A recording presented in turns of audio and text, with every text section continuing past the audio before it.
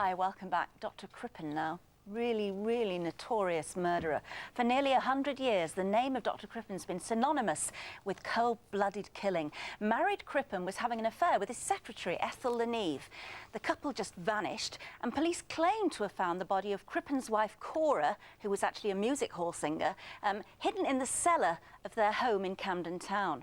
Well, 1910 Britain was first scandalised and then sensationalised when Crippen and his mistress were arrested in the nick of time on board their ship as it neared Canada. They were trying to escape. Crippen was hauled back to Blighty in handcuffs, he was tried, and then he was hanged. But was he innocent all along? Back then, no one thought so.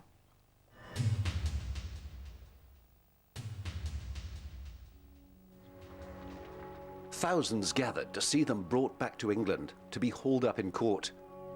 Crippen would be tried alone, with his life riding on one question. The big thing in the case was this really Cora Crippen or not? The answer seemed clear-cut in a case dominated for the first time in history by forensic science. The prosecution said there was no doubt that the body parts came from Cora Crippen, and other evidence from the shallow grave indicated that Crippen must have put them there. The jury was out 27 minutes, and they walked back in and said, guilty. The hanging was to be at Pentonville Prison, just round the corner from Hilldrop Crescent. Crippen protested his innocence to the end, which came quickly. Hawley is sentenced and is hanged 4 weeks later. Fast justice compared to today, 4 weeks. That was all it took. And the director of that programme, Andy Webb, is with us now. Andy, I mean, everybody thought, I mean, Cora had gone missing, hadn't she? She had. He said, didn't he, said that she'd just gone off with one of her various lovers. Yes, I mean, essentially that was what he claimed in court, that they'd had a final row. The marriage wasn't terribly great anyway. She had a final row and disappeared, and that was his story, yeah. Right. So then everybody thought, when these remains were found, that basically, obviously, it was him that did it. How did your programme find out that those remains weren't really Cora at all? I think, can I just take it back a bit? Yeah. When I first got into this, what you do need to get in your head here is when you hear dismembered body, you're thinking heads, arms, legs, all over the place. Yeah. No. What you got here is essentially a bucket full of innards. Right. And a bit of skin. Human innards? Yes, Yeah. definitely human, Yeah. but not definitely other things that were Okay, skin. so not a dismembered corpse? Absolutely not, and that's the key thing, and that is why the DNA is so crucial. As I say, no head, no legs, no fingerprints, nothing to indicate gender. So Right. there was nothing obvious to indicate. So why did they think it was Cora then? Well, okay. Sort of you would, wouldn't you? Well, no, I'm not necessarily. Well, one, because this is the house where Crippen, the obvious Yep. things, and hubby has fled. But the key thing in court, which hung Crippen, was on a very small bit of this skin. It was about 6 inches by 7 inches, which wasn't much more than they had.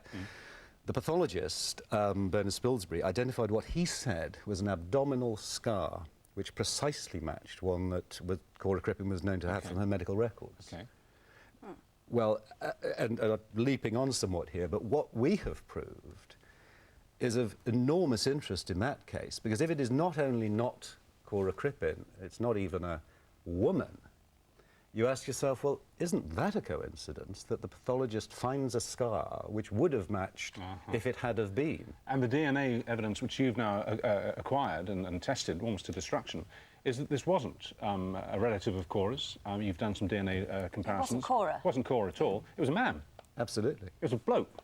Absolutely. So there's no way that that scar found on the skin, even if it was there, could have been Cora's.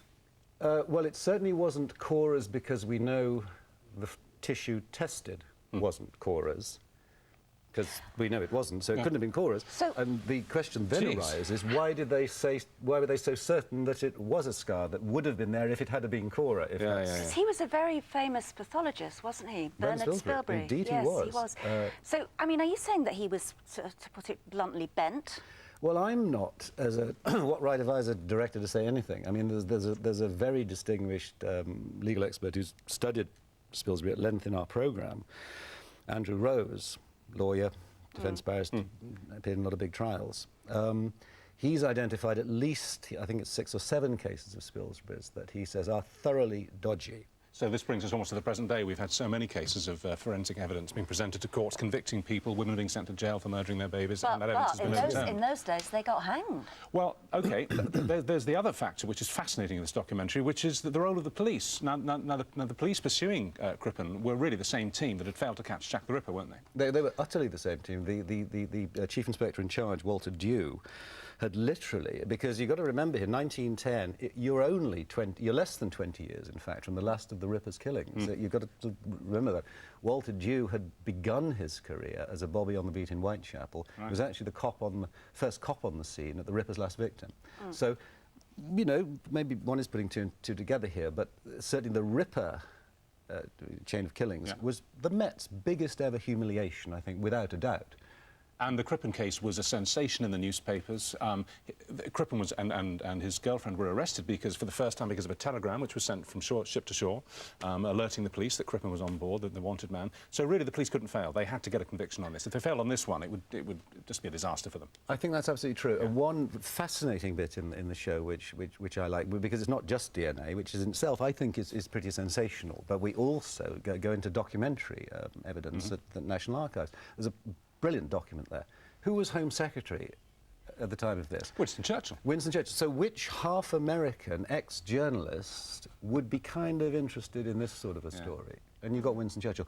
So the document shows him requesting virtually hourly updates on the Crippen case to be sent to his home, and this specific document to the golf course. Again, results. Where he's do you, very quickly, do you ever see the day coming when Crippen will get a royal pardon? That's what his family most certainly want. Most certainly they want that. In fact, I think in the film we interview Crippen's closest surviving relative, and that is exactly what he's petitioning for. Yeah. And indeed exhumation of the body from the Pentonville prison yard and return to the States. Wow. Well, it's one of the strongest arguments against the death penalty that there is, this kind of... I mean, what's the... Mind you, Crippen would have died in jail. I mean, Timothy Evans... He would have survived for the documentary to get Timothy Evans was hanged as well, wasn't he? Wrong identification. Before DNA. Before DNA. Absolutely. That's it.